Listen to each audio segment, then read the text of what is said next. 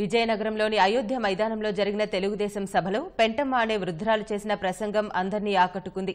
పేద ప్రజల కోసం నిరంతరం కష్టపడుతున్న చంద్రబాబుకి మళ్లీ ఓటేయాలని ఆమె అందర్నీ కోరారు. అనంతరం ముఖ్యమంత్రి చంద్రబాబు ఆ పెద్దావిడకు పాదాభివందనం చేశారు.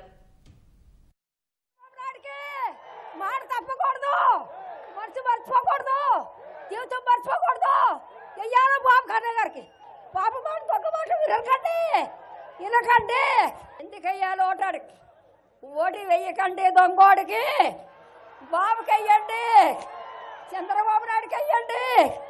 మీరు ఉపకారం మర్చిపోకండి, దొంగ మాట విరకండి. బాబుని గెలిపిస్తామనుకు ఉంద కూడు, బాబుని గెలిపించాలి. 10 పెట్టారు బాబు, మీరందరూ కూడా గెలిపించాలి. బాబుని చూడాలి, మర్చిపోకూడదు. మేలు చంద్రబాబు నాయుడు ఎప్పుడు మర్చిపోకూడదు, పక్కన పెట్టుకోవాలి.